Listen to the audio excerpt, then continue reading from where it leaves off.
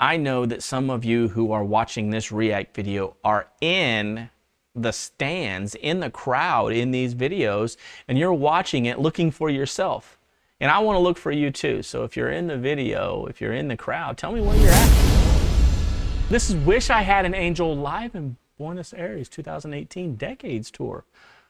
Okay, I think I've only done one song from this. Wish I Had an Angel live in Buenos Aires 2018 Decades Tour. I wish I had an angel for one moment of love. I wish I had your angel tonight.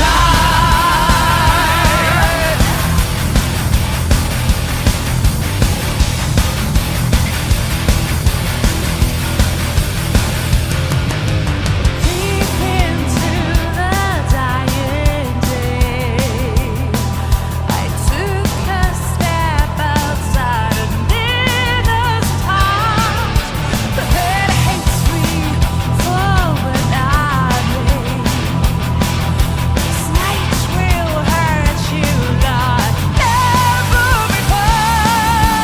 Oh, love, they die hard. Oh, love, they die hard. I wish I had. I said it before and I'll say it again. Sometimes Floor has me wanting to try out to be Sabatone's drummer.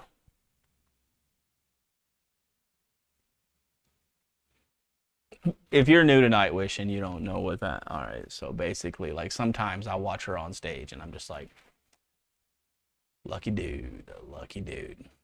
But I am happily married. And sometimes my wife watches these and laughs at me because she knows how terrible I am with women. She had to tell me that she was going to marry me.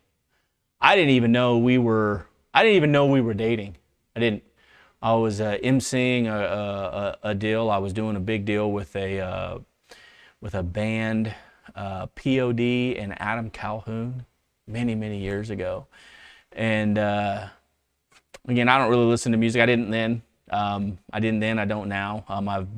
I've pretty big views on music. If we're not going to get into them now, but it has a lot to do with cultural conditioning, but also trauma. I was emceeing a deal with Adam Calhoun and POD, and this lady kept flirting with me in my inbox on IG. It was like, yeah, we're going to get married, and in the DMs, like, I just met you, like, chill out. Well, here we are.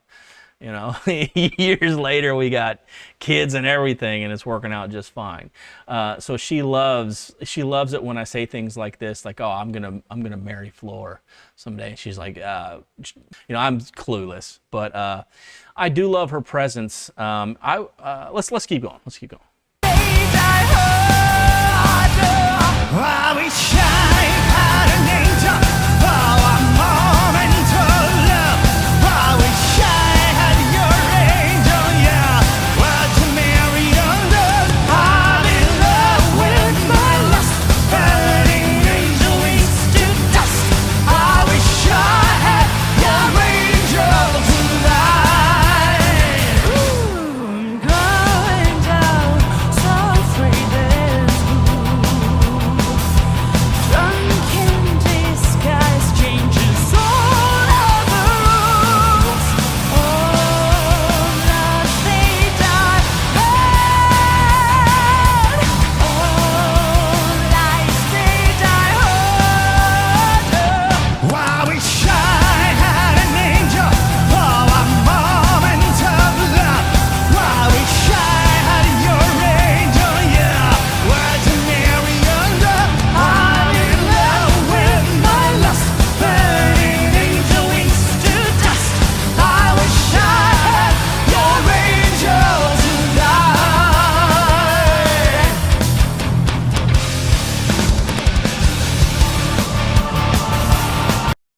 Oh, dadgummit, that's what I forgot. It goes back automatically 5 seconds when I pause. I was trying to see what the image was on the screen. It's an angel, like, huddled over. So, and then with this song, obviously, it's giving into your lust, your desire. Basically, just good for me or not, you shoot your shot. This is, yeah, I kind of get that vibe from it. Yeah, there's the angel.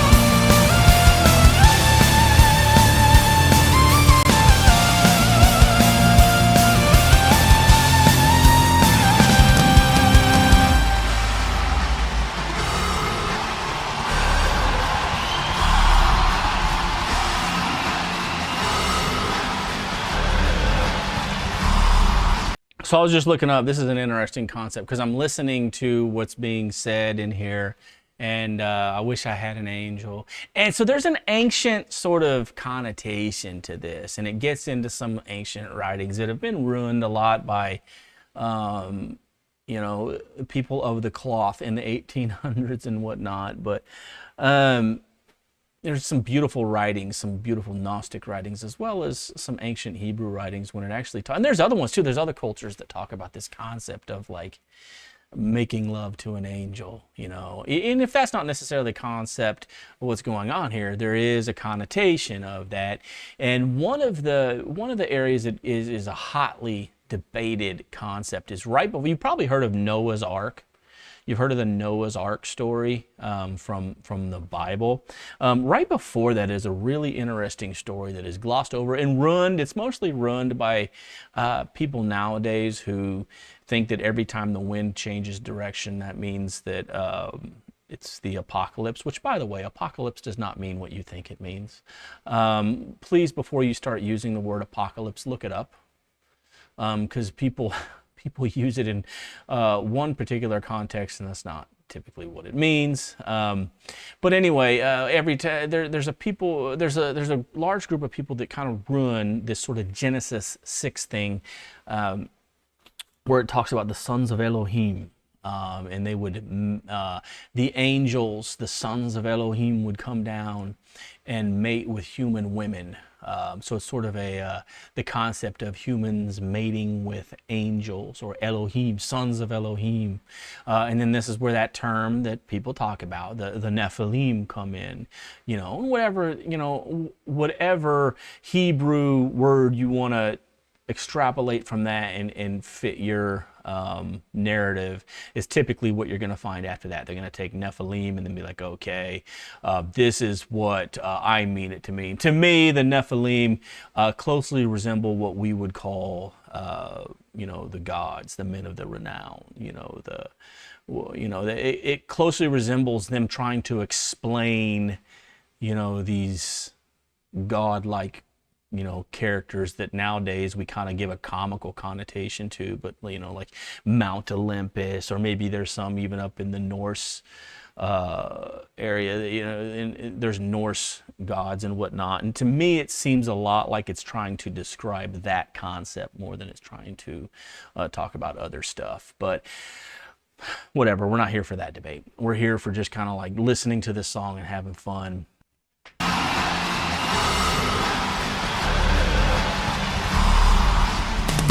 I wish I had an angel for a moment of love. I wish I had your angel, yeah. Virgin Mary under. I'm in love with my lust. Burning angel wings to dust. I wish I had your angel tonight, yeah.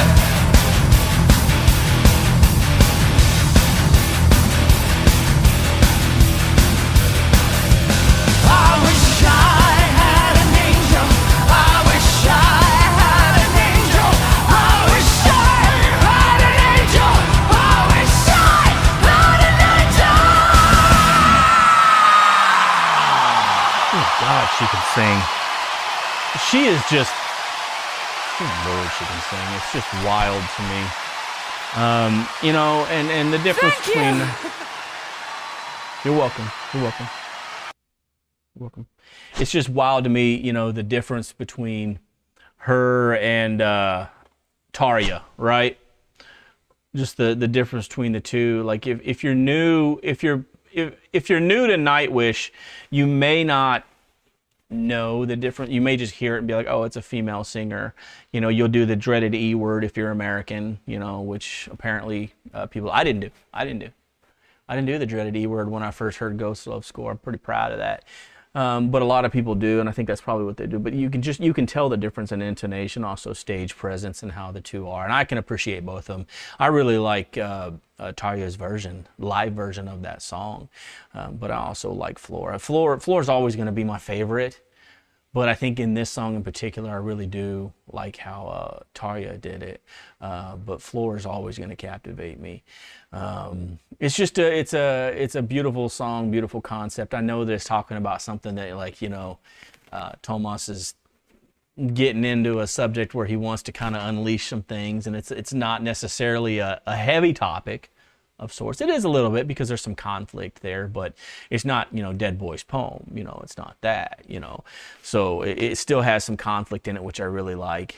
But the riff that is in this song, very simple riff that, you know, but I like it. It's one of their heavier riffs, and it really just kind of connects with me. The mood of it, the vibe of it. My biggest takeaway is from this song is always going to be my takeaway from Nightwish, and it's their live performances. And that is because of the tie to you, and how I know that some of you who are watching this react video are in the stands, in the crowd in these videos, and you're watching it looking for yourself. And I want to look for you too. So if you're in the video, if you're in the crowd, tell me where you're at.